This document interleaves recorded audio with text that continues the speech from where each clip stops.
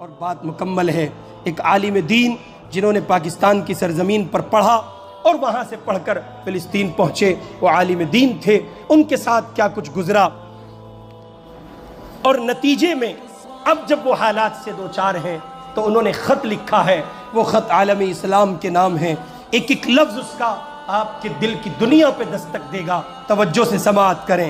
کہتے ہیں خط کے چھوٹے سے تراشے میں نہیں آئیں گے، خط کے چھوٹے سے تراشے میں نہیں آئیں گے، غم زیادہ ہیں لفافے میں نہیں آئیں گے۔ آگے کہتے ہیں سلامتی ہو تم پر اے دوست، امید کرتا ہوں تم خیر و عافیت سے ہوں گے، دن رات خدا کی نعمتوں کا لطف لے رہے ہوں گے۔ سردی آنے والی ہے تو لحاف اور گرم کپڑے الماریوں سے اتار لینا تاکہ ٹھنڈی ہوائیں تمہاری صحت پر اثر انداز نہ ہو، مخملی چادریں بچھا لینا کہ تمہارے پاؤں ٹھنڈی زمین کے عادی نہیں ہیں۔ آگے لکھتے ہیں تمہاری تسلی کے لیے لکھ رہا ہوں، ہم سب بخیر و عافیت ہیں، بس کل رات برابر والی عمارت پر میزائل آ گرا جس کی وجہ سے عمارت مسمار ہو گئی، ملبے تلے دفن لاشوں کو نکالنے کی کوششیں جاری ہیں، بارود کے کچھ ذرات آنکھ میں لگنے کی وجہ سے میری ماں کی آنکھوں کی بینائی جا چکی ہے۔ آگے کہتے ہیں بھاری ستون کندھے پر گرنے سے میرا ایک بازو تن سے جدا ہو گیا، دوسرے ہاتھ سے تمہارے نام یہ خط لکھ رہا ہوں۔ بابا پڑوسیوں کی خیر خبر لینے گئے ہیں، امید ہے کہ تھوڑی دیر میں ان کا لاشا صحیح سلامت گھر پہنچا دیا جائے گا، اور وہاں پرسوں ہی، اور ہاں آگے کہتے ہیں اور ہاں پرسوں ہی ایک چاند سے بچے نے میری بہن کے گھر جنم لیا، کل سے ہی میرے پہلو میں سویا ہوا ہے، سر کا اگلا حصہ کھلا ہوا ہے جہاں اب کچھ خون جمع ہوا ہے، لیکن آنکھیں نہیں کھول رہا ہے۔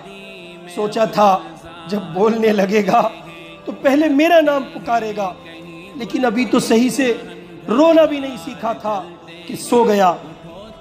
خیر اٹھ جائے گا، ابھی نہیں، جب اسرافیل سور پھونکیں گے۔ آگے کہتے ہیں سوچ رہا تھا ماں جی کو ہسپتال لے کر جاؤں، لیکن خبر آئی ہے ہسپتال میزائل کے گرنے کی وجہ سے تباہ ہو گیا اور 800 روحیں جسم کی قید سے آزاد ہو چکی ہیں۔ ایک ہفتے سے سبزی اور راشن دینے والا نہیں آیا، سنا ہے اس کے گھر پر بھی بمباری ہوئی تھی اور اس کا خانوادہ اس کے ملبے تلے دفن ہے۔ ملبے پر کتبہ لگا دیا گیا ہے جس پر لکھا ہے امت محمد کا مقبرہ۔ آگے لکھتے ہیں کبھی فرصت ملے تو فاتحہ پڑھنے چلے آنا۔ خیر یہ تو ہمارے یہاں روز مرہ کا معمول ہے، تم پریشان مت ہونا۔ اور سنا ہے تم تفسیر قرآن اور احادیث پڑھتے ہو،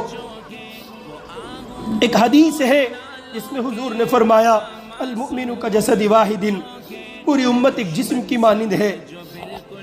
خط کے جواب میں اس کی تشریح ضرور لکھ دینا۔ دعا ہے کہ تم امن و سلامتی کے ساتھ رہو۔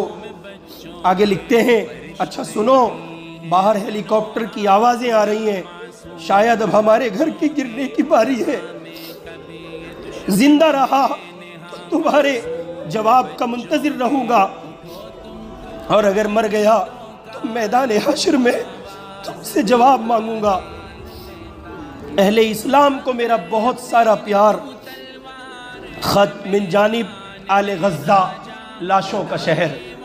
اپنے من کی دنیا میں دیکھیے، آنکھیں کھولیے، بصیرت کی دنیا میں جائیے، چشم تصور سے سفر کیجئے۔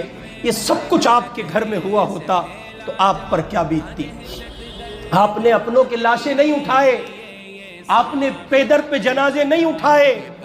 میں اپنے نوجوان دوستوں سے گزارش کروں گا، اگر اب بھی آپ کو برانڈیڈ چیزوں کا شوق ہے اور اس کا ہیضہ سوار ہے تو پہنو، میں انکار نہیں کر رہا ہوں، برانڈ پہنے آپ، لیکن وہ پہنے جو آپ کے مسلمان بھائیوں کے لاشوں کا سامان نہ بنے۔ وہ چیزیں استعمال کریں اور دیکھیں، سوچیں، جب آپ کسی مشروب کو پی رہے ہیں تو کہیں ایسا نہ ہو کہ آپ حقیقت میں کسی فلسطینی کا خون پی رہے ہیں۔ اللہ رب العزت والجلال مجھے اور آپ کو ان معصوم فلسطینیوں کی حمایت، ان کی محبت، ان کی اعانت کے لیے قبول فرمائے اور ان کی پریشانیوں کا خاتمہ فرمائے۔ ان کے شہداء کو اللہ تعالیٰ قرب کے اعلیٰ درجات نصیب فرمائے اور ان کے زخمیوں کو، بیماروں کو اللہ پاک کامل شفا نصیب فرمائے۔ وآخر دعوانا